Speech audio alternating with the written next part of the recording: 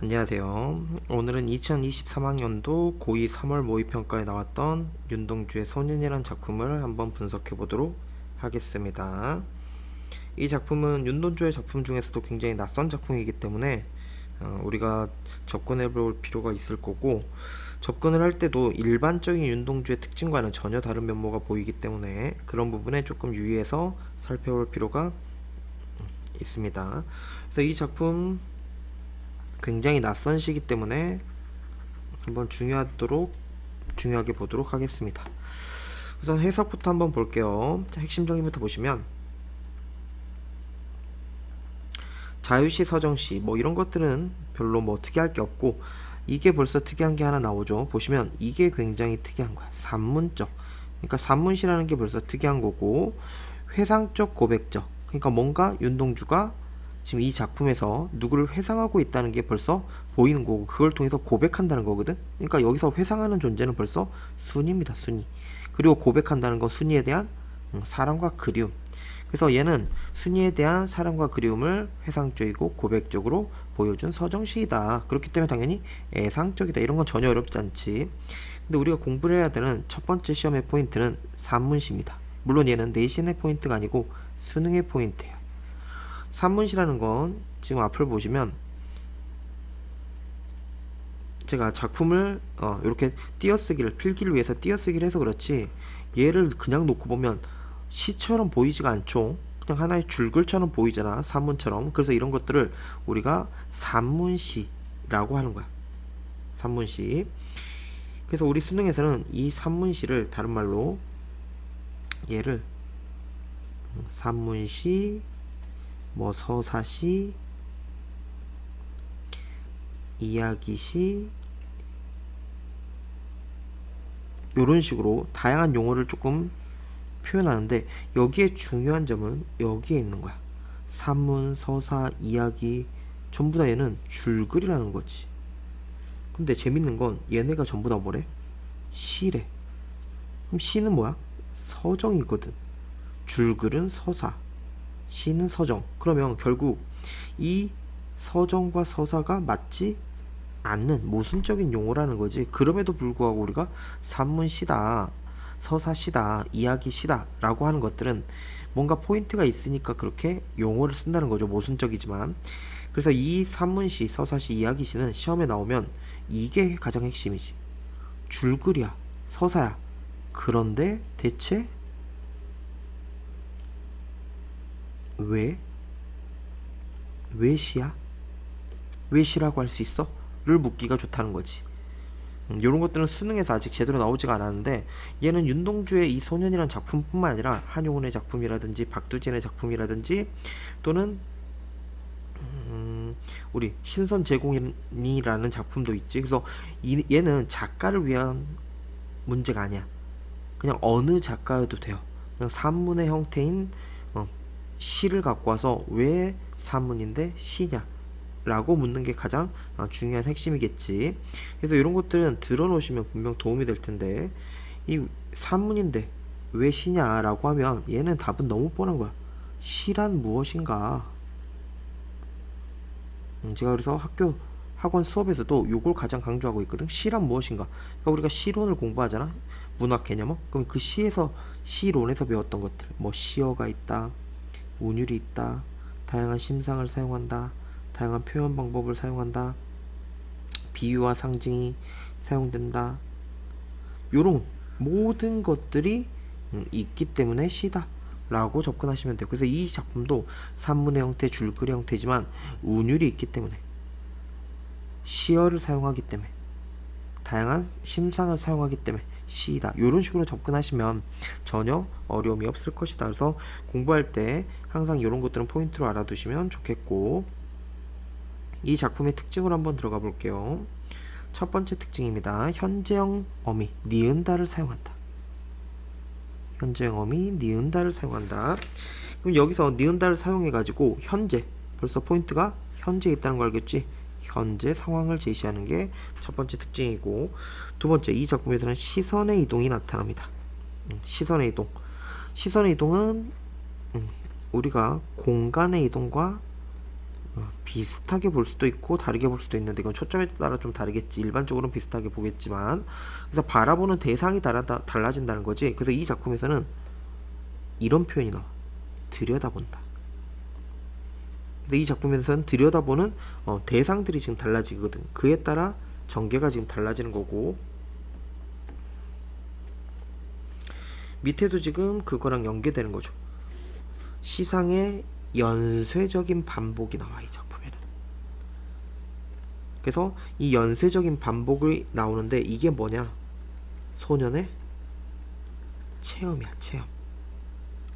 이 체험을 통해서 소년의 정서, 아까 순이에 대한 그리움이나 이런 것들이 있었죠. 사랑, 애정, 그런 걸 지금 부각할 수 있는데 왜 그게 가능해지냐? 자신의 체험을 솔직하게 얘기하지. 그래서 이 작품에서는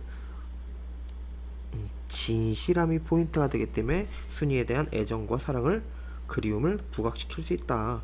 그래서 이 작품은 재밌는 게 시상의 연쇄 반복이라 했잖아. 이게 뭘 얘기하냐? 시상이 연쇄. 우리가 연쇄법이라고 하면 우리가 어렸을 때 많이 들어봤지. 원수 영덩이는 빨개, 빨가면 사과, 사과는 맛있어. 이렇게 끝말잇기처럼 계속 말을 이어가는 게 연쇄법이란 말이야. 그럼 시상이 연쇄적으로 반복한다는 건 앞에 거에서 뭔가 뒤에 걸로 그 뒤에 거에서 또 반복돼서 다른 걸로 이렇게 이어지는 거야. 그래서 앞 시상이 뒤에 시상으로 이어진다. 이런 걸 통해서 운율도 형성할 수도 있고 강조할 수도 있다는 거지. 그 다음 특징, 계절적 배경을 통한 시적 분위기. 요거는 뭐 기본이죠. 우리가 공부할 때 시나 소설에서 제가 항상 학원에서 수업할 때도 이렇게 얘기를 하는데 배경이 나오면 무조건 분위기야. 그리고 그걸 통해서 주제나 정서, 강조 요렇게 연결하시면 돼. 시든 소설이든 비슷한 거예요. 우리가 예를 들어서 배경이라고 하면 제일 유명한 소설이 도입 부분에 추륵추륵 눈이 될 듯 하다가 다시 비로 내리는, 이게 운수 좋은 날, 현진건의 운수 좋은 날의 처음 부분에 나오는 배경이거든. 그럼 그 작품에서 왜 그런 배경을 설정했을까? 분위기 형성이야, 분위기. 좋아 보여, 안 좋아 보여? 안 좋은 분위기지. 그러니까 나중에 가면 아내가 죽는, 이런 걸 강조할 수 있는 분위기를 형성하는. 그래서 니네가 앞으로도 마찬가지예요. 배경이라고 하면 무조건 분위기 형성, 강조, 이렇게 가시는 게 분석의 기본이다. 그 다음 다섯 번째, 감각과 속성의 전이 현상. 근데 얘는 조금 추가해 주시는 게 좋아요. 어떤 말을 좀 추가하는 게 좋냐면 감각과 속성의 전이 이어지는 게 맞는데 뭘 통한 거냐? 색채의 유사성을 통한. 색채의 유사성. 여기 보면 색깔이 나올 거야. 이따가 여기서 굉장히 중요한 게 하늘, 그러니까 파란 속성이 아마 나올 거거든. 파란색. 여기서 가장 핵심이 뭐다? 색채의 유사성. 그래서 하늘에서 시작하는데 하늘은 파랗지. 여기서 시작해가지고 여기에서 감각과 속성을 계속 이어가는. 그러니까 어떻게 보면 위에서 말했던 우리 시상의 연쇄 반복이나 이런 것들이 있었지. 그런 것들이 얘랑 관련해서 지금 계속 보기 좋아. 그래서 감각의 속성과 이런 것들이 전이 되는 건 색채의 유사성 때문인데 그거에 따라서 시선 이동하고 시선 이동함에 따라 반복되는, 요렇게 구성을 하시면 이해가 훨씬 쉬울 수 있을 거라고 생각합니다. 이따가 한번 찾아보세요. 그 다음에 산문시 형태. 산문시 형태로 서술하고 있고 아까 산문시의 포인트 얘기했고 종기럼이나 시어의 반복, 당연히 반복이죠. 반복하면 운율 형성. 그래서 제가 국룰로 우리가 공부할 때 이렇게 했지. 반복이다 라고 하면 어렵게 생각하지 마세요. 우리 시에서 무조건 반복이면 세 가지 효과를 떠올리는 겁니다. 첫 번째, 반복하면 운율 형성이에요. 반복하면 운율이 형성됩니다. 리듬감이 형성돼요. 두 번째, 강조입니다. 강조도 제가 답을 알려드릴게요. 강조도 주제 아니면 무조건 정서야. 그래서 반복된다면 주제나 정서 강조. 세 번째가 형태적 또는 구조적이라고 해도 돼요. 비슷한 말들, 형체적 또는 구조적, 안정감이나 통일감. 그래서 형태적 안정감, 형태적 통일감, 구조적 안정감, 구조적 통일감. 그래서 얘네들은 거의 100%라고 보시면 되고 얘는 작품에 따라 될 수도 있고 안 될 수도 있고. 그래서 우리가 머릿속에서 반복하면 이 세 가지부터 떠올리고 되는 것만 적용한다라고 생각하시면 되겠지. 그 다음 마지막으로 특징 대조적 시어라고 지금 나왔죠. 대조적 시어하면 여기서는 답을 알려드리면 상승과 하강을 나타내는 시어들이 대조적으로 사용된다. 그럼 우리가 지금 이 8가지 특징들을 기본적으로 살펴봤으니까 얘를 작품에 적용해 가지고 하나씩 한번 살펴보도록 하겠습니다. 그래서 이 작품은 조금 어려운 면모가 있기 때문에 한번 하나씩 살펴보면서 정리를 해보도록 할게요. 보자. 여기저기서 단풍잎 같은, 벌써 여기저기, 그러니까 여기저기라는 건 사방 곳곳에서 단풍잎 같은, 뭐 같은은 비유, 지규가 사용됐지. 근데 뭐 같대? 단풍잎 같아. 단풍잎 하면 우리가 색채, 색깔이 떠오르죠. 단풍이 들었다는 건. 여기저기서 단풍잎 같은 슬픈 가을이 뚝뚝 떨어진다. 벌써 중요한 구절이 나와버렸네. 슬픈 가을이 뚝뚝 떨어진다.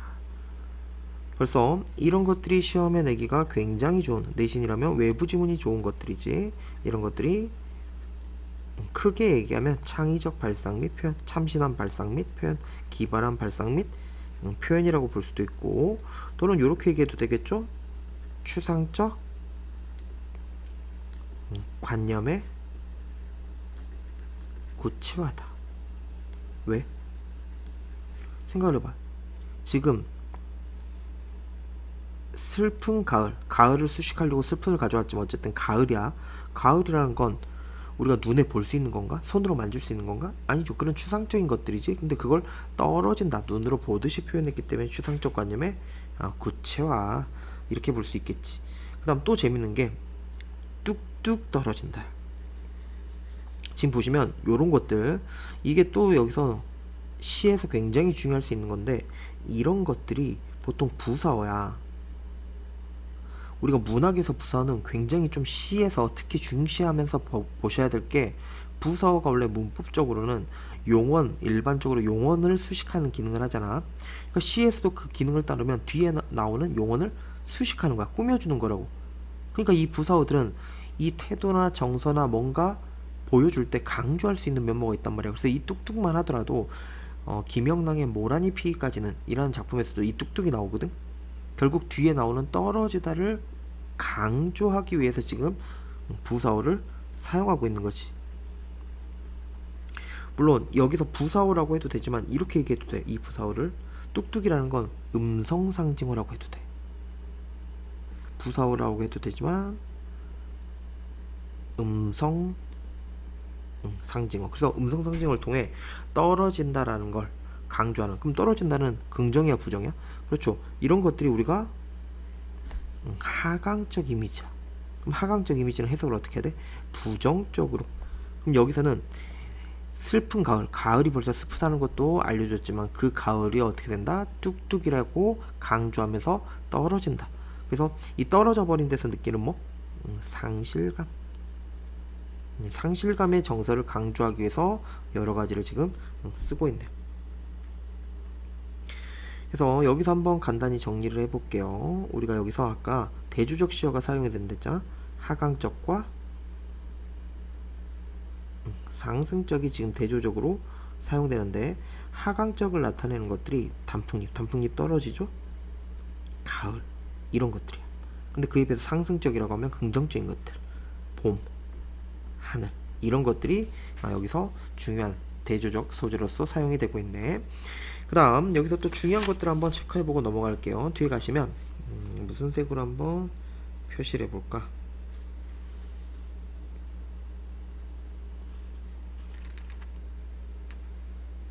요런 색깔 한번 써볼까요? 지금 보시면 조금 더 크게 해봅시다.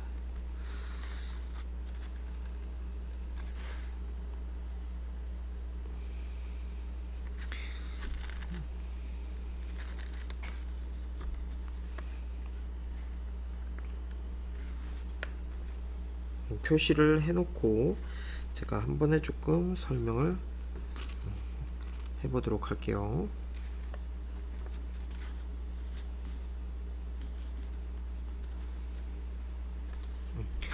지금 이 소재들이 굉장히 지금 이 작품에서 중요한 소재들입니다. 그래서 한번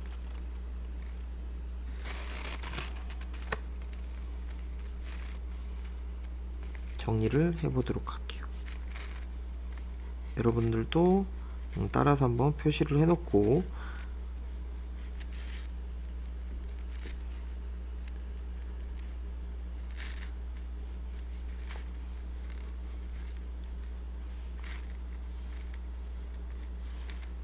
전체적인 흐름을 한번 얘기를 해볼게요. 지금 보시면 처음 단풍잎 떨어져 나온 자리입니다. 단풍잎 떨어져 나온 자리, 이게 왜 중요하냐, 지금 선생님이 지금 보라색, 연보라색으로 표시한 것들 지금 보이나요? 단풍잎 떨어져 나온 자리, 하늘, 눈썹, 손바닥, 손금, 맑은 강물, 아름다운 순이의 얼굴. 그러니까 지금 이 작품에서 이런 것들은 시상이 연계되고 있는 거야. 굉장히 중요한 겁니다. 단풍잎 떨어져 나온 자리에서 하늘로, 하늘에서 눈썹으로, 눈썹에서 다시 손바닥으로. 이 손바닥에 뭐가 보여? 그렇죠, 손금이 보이는 거야. 근데 이 손바닥과 손금은 거의 비슷하게 보셔도 돼. 그리고 이 손금이 또 어디로? 맑은 강물로. 그리고 이 맑은 강물이 다시 아름다운 순이의 얼굴로 이어지는 게 지금 이 작품에 나타난 시상 전개이자, 아까 우리가 앞에서 특징에서 바라봤던 시상의 연쇄 반복 또는 색채의 유사성을 통한 감각의 또는 속성의 전이 현상을 보여주는 내용이라고 찾을 수가 있겠지. 어떤 상황이냐, 이렇게 생각하시면 돼요. 이 화자가 있는 자리가 뭐냐? 단풍이 떨어져 나온 자리야. 단풍이 떨어져 나온 자리. 여기에서 화자가 하늘을 뭐 했대? 하늘을 들여다봤대. 내가 아까 들여다보는 게 굉장히 중요하댔지. 그랬더니 이 하늘에 눈썹에 파란 물감이 들었대. 그 말은 뭐냐면 하늘이 파랗잖아. 그 파란 물감을, 하늘을 보는 눈에 지금 파란 물감이 드는 거야. 그리고 그게 어디? 파란 물감이 손바닥에 지금 들어가게 되고, 그 손바닥을 또 뭐해? 들여다보고 있지. 그리고 손바닥에는 뭐가 있어? 그치, 손금이 있지. 손금이 있고, 그 손금에는 맑은 강물이 있고. 그럼 지금 보시면 하늘, 파란 물감, 이 파란 물감이 손바닥에 묻은 거고, 그 손바닥에는 손금이 있고, 손금에는 맑은 강물이 있는데 전부 다 파란색. 그래서 색채의 유사성, 이란 말 아까 이게 기억나요? 색채의 유사성. 이 하늘의 파란색에서 지금 시작해서 색채의 유사성에 따라서 감각과 속성이 전이되고 있는 거야. 그럼 선생님, 아름다운 순이 얼굴은 뭐예요? 이게 마지막 정리인데, 지금 계속 봤잖아. 하늘을 봤고, 하늘에 파란 물감이 든 눈썹을 봤고, 그 눈썹에 파란 물감이 묻어나는 손바닥, 손바닥에 있는 손금, 손금에서 맑은 강물. 그러다 보니까 누가 떠오른 거야? 자기 마음속에 있는 순이의 얼굴까지 떠올리게 되는. 그래서 손바닥을 보는 행위를 통해서, 이 보는 행위가 소년의 내면과 연결돼 가지고 아름다운 순이의 얼굴을 그리게 되는 게 이 작품의 흐름이라고 보시면 되겠죠. 그래서 흐름을 한번 잡아봤어요. 그래서 지금부터는 이 색채의 유사성에 따라서 감각과 속성이 어떻게 전이되고 어떻게 소년의 내면과 연결되는지를 한번 세부적으로 살펴봅시다. 그래서 단풍잎 떨어져 나오는, 벌써 여기도 떨어져 나온다, 하강적이지. 자리마다 봄을 마련해놓고, 이 봄 긍정적이죠. 지금 여기서도 얘기를 했지. 봄을 마련해놨대. 그 말은 뭐야? 희망적이고 긍정적이고 생성적인 거야. 왜? 봄을 놨다는 건 단풍잎이 떨어졌어, 가을이 돼서. 그럼 아무것도 나뭇가지 없었지. 근데 거기에 봄을 마련했다는 건 이런 말이야. 봄이 된 거야. 그리고 봄이 됐기 때문에 다시 싹이 난 걸 지금 요렇게 표현했다라고 보시면 돼요. 그래서 봄을 마련해 놓고 나뭇가지 위에 하늘이 펼쳐져 있다. 그래서 이 단풍잎 떨어져 나오는 자리에서 시적 화자가 지금 어디를 바라보는 거야? 그치, 하늘을 들여다본 거야. 하늘을 들여다보면, 그래서 여기서 또 정리할 게 우리가 조금 필요한데 한번 여기다 정리를 해볼게요. 이 하늘입니다. 하늘. 우리가 요거 조금 조심하셔야 돼. 하늘이라는 소재가 원래 윤동주 작가의 작품에서는 단순한 하늘이 아니야. 윤동주의 작품에서 이 작품을 제외한, 이 작품이 예외인데 다른 윤동주의 작품을 보면 하늘은 절대적인 기준이야. 이 절대적인 기준에 미루어서 윤동주가 뭐해? 자아성찰을 하는 거야. 그러니까 본인은 항상 무슨 감정을 느낄 수밖에 없어? 부끄러움이라는 감정을 기저에 깔고 있는. 그래서 윤동주의 작품을 보면 항상 자아성찰을 통해서 부끄러움을 느끼지. 그 이유가 뭐냐? 절대적인 기준인 하늘을 미루어서 자신을 자아성찰했기 때문이야. 근데 재밌는 건 이 작품은 아니야. 이게 굉장히 중요합니다. 이 작품에서는 부끄러움이 아니다. 그럼 여기서 하늘은 왜 중요하냐? 이 작품에서 하늘은 결론적으로 맨 끝에 나왔던 거 기억납니까? 아름다운 순이의 얼굴을 그리게 만드는 게 지금 하늘이기 때문에 이 작품에서 하늘은 다른 작품과 전혀 다르게 지금 해석을 하셔야 돼요. 그래서 윤동주의 작품에서 특이한 부분이라고 생각을 해주시면 되겠다. 그래서 다른 윤동주의 작품과는 다르게 해석을 하셔야 된다. 그래서 이 하늘을 들여다보면 눈썹에 파란 물깔이 든다. 이게 무슨 말이야? 눈썹에 파란 물가림이 든다는 건 이런 의미로 생각을 하셔야 돼. 지금 여기서 하늘을 들여다본 거지. 누가? 소년이. 그럼 소년이 지금 하늘을 보니까 이 하늘이 무슨 색이야? 파란색이야. 색채의 유사성. 이 파란색이 지금 어디에? 하늘을 보면 하늘이 파랗다. 그 파란 게 어디에? 눈썹에 지금 뭐 하고 있는? 하늘의 파란색이 스며드는 상황을 지금 요렇게 해석했구나 라는 걸 우리가 알 수 있겠지. 그래서 색채 유사성이 지금 드러나기 시작했네. 그래서 하늘에서 파란 물감이 눈썹으로 스며드는 거. 그 다음 두 손으로 따뜻한 볼. 벌써 촉각적이죠? 씻어보면은 씻어보면이야. 따뜻한 볼을 씻어보면 손바닥에도 파란 물감이 묻어난다. 지금 보입니까? 하늘의 파란색이 파란 물감이 눈썹으로 갔고 그 파란 물감이 다시 어디로? 손바닥으로 이어지는. 그 다음에 이 손바닥은 뭐랑 똑같다? 손금과 똑같다. 왜? 손바닥에 있는 게 손금이니까. 그 손바닥을 지금 또 뭐하는 행위? 들여다보는 행위가 나오고 있죠. 그래서 재밌는 건 이렇게 낼 수도 있어요. 내신 같으면 이 눈썹이라든지 또는 손바닥이라든지 이 손금이라든지 이런 것들이 가을 하늘을 상징하는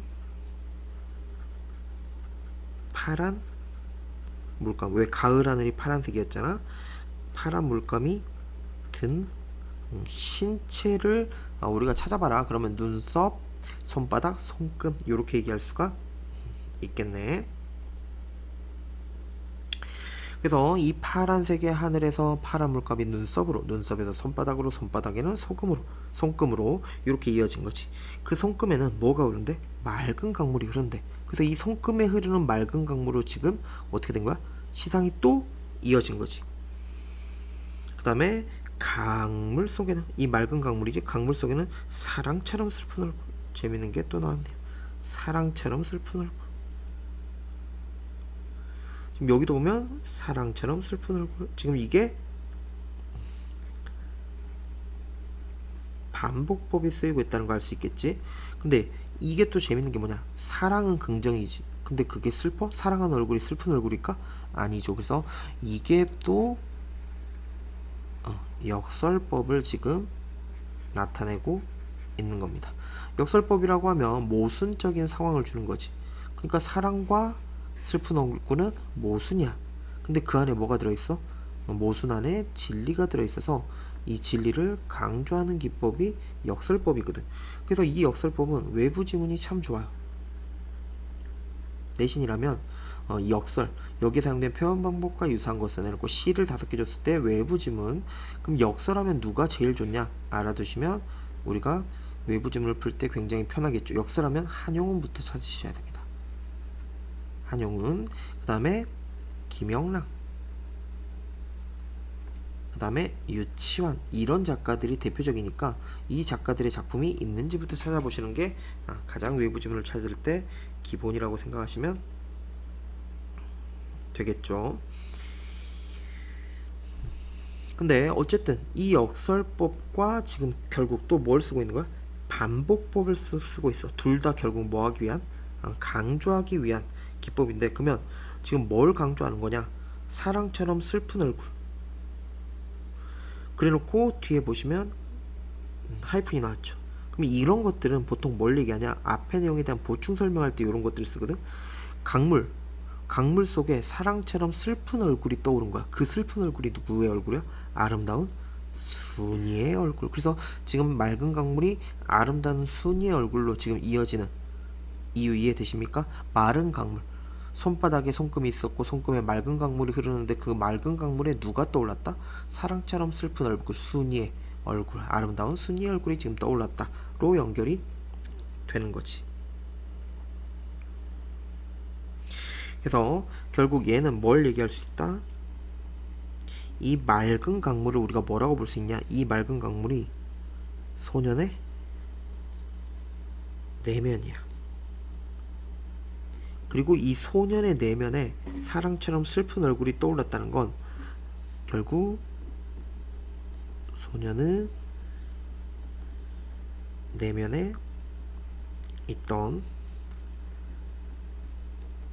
아름다운 순이의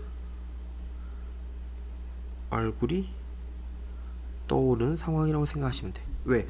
소년이 지금 순이를 좋아했고 순이를 그리워하고 있잖아. 그러니까 이 소년의 내면에는 순이가 있었다는 거지. 그래서 이 맑은 강물, 결국 소년의 내면에 그 그리움의 대상인 순이의 얼굴이 떠올랐다로 작품을 해석하시는 게 좋겠죠. 그 말은 뭐야? 이 순이 얼굴이 떠올랐다는 건 순이를 뭐하고 있다? 그리워하고 있다, 마음 깊이 생각하고 있다 정도로 해석하시면 되겠네.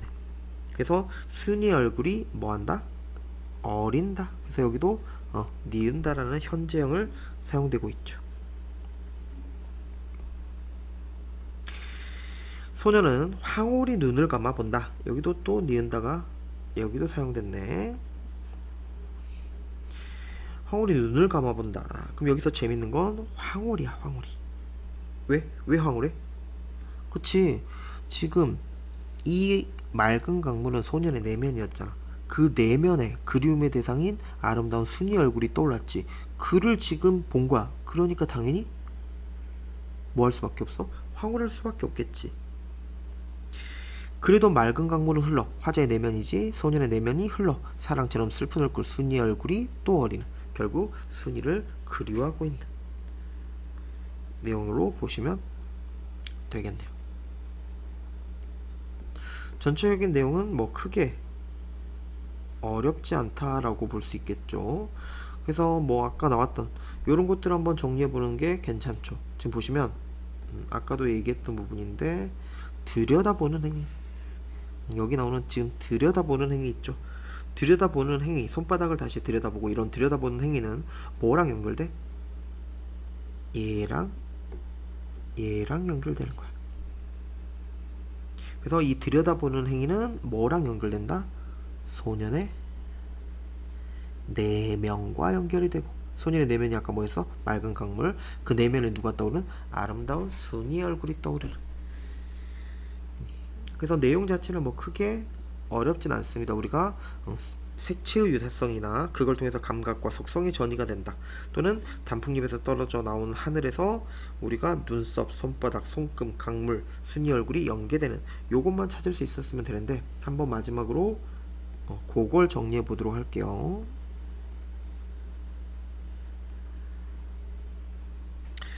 우선 첫 번째, 이렇게 볼 수 있겠지. 색채의 유사성을 통한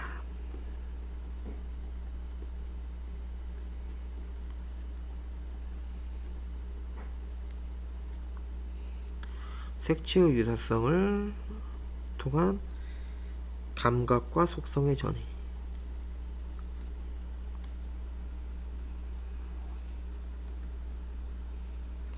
여기서 핵심은 당연히 어디에 있겠어? 그쵸, 색채의 유사성입니다.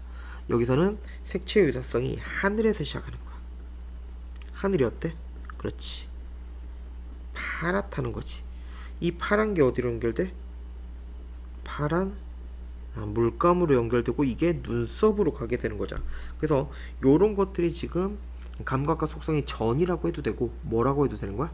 그치, 얘랑 비슷한 게 지금 연쇄법이다 라고 지금 써도 전혀 무방한. 그럼 요거를 어떻게 연결되는지를 한번 볼게요. 이 연결 단계는 이렇게 보시면 됩니다. 처음에서 뭐에서 시작하는 거야? 여기서 한번 써볼게. 단풍잎이 떨어져 나온 자리.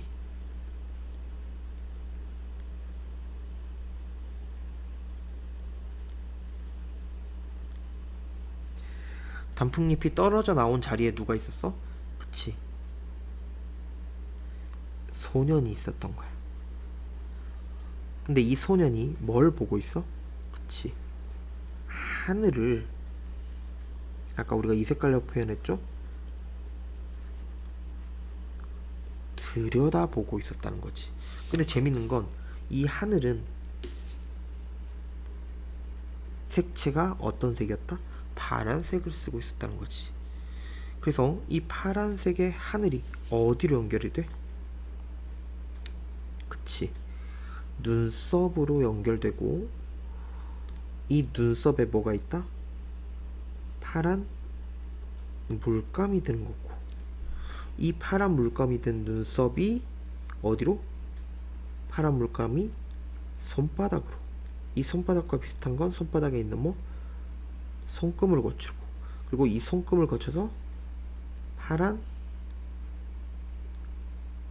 강물로 가는 거야. 근데 이 파란 강물은 뭘 얘기 안 됐어? 소년의 내면이라 했지. 그래서 이 소년의 내면을 거쳐서 어디까지? 아름다운 순이의 얼굴까지 가게 되는 거야. 그럼 이게 왜 중요하냐? 이 아름다운 순이의 얼굴은 어디에 있었던 거야? 그치, 소년의 내면에 이미 있었다는 걸 알 수가 있는 거지. 그래서 이 작품 보시면 요게 가장 중요한 겁니다. 색채의 유사성. 뭐에서 시작한다? 색채의 유사성에서 시작하는 거야. 그래서 하늘이 파랗다에서 시작해서 연쇄가 시작되는데, 그 연쇄를 할 때는 이 파란색이라는 감각과 속성이 계속 전이라는 건, 우리가 암이 뭐 어디에서 어디로 전이 됐다 그러면 어디에도 있고 그게 다른 곳으로 이어지는 거잖아. 그러니까 처음에 소녀는 단풍잎이 떨어져 나온 자리에 서 있었던 거야. 근데 거기서 이 들여다보는 행위가 중요하겠지. 이게 아까 소년의 내면으로 연결되는 건데, 들여다보는데 하늘을 들여다본 거야. 그 하늘이 어땠다? 파랗다. 그 파란 게 파란 물감. 파란 물감이 눈썹에 들었고, 이 눈썹에 파란 물감이 어디로 이어진 거야? 손바닥과 손금으로. 그리고 이 손금이 파란 강물로. 근데 이 파란 강물은 소년의 내면을 나타낸 걸로, 소년의 내면에 누가? 그리움의 대상인 아름다운 순이가 있었다는. 그래서 이 연쇄도 굉장히 중요한 특징을 찾을 수가 있었다는 거죠. 그래서 이 작품은 요걸 찾는 게 가장 어려웠다는 작품으로 보시면 되겠습니다. 그래서 뭐 외부 지문을 얘기한다면 추상적 관념의 구체화라든지 또는 역설법이라든지 연쇄법이라든지 이런 것들이 괜찮고, 이 작품 전체를 해석할 때는 색채 유사성에서 감각과 속성이 연쇄 전이 되고 있는, 그래서 색깔 파란색에 초점을 맞춰서 작품을 해석하시면 2023학년도 고2 3월 모의평가에 나왔던 윤동주의 소녀는 분석할 수 있을 것입니다. 그래서 윤동주의 일반적인 작품과 달라서 분석이 조금 어려웠겠지만 이 포인트를 잘 살려서 한번 복습을 해보시면 좋은 공부가 되지 않을까 생각을 합니다. 오늘은 여기까지. 고생하셨습니다.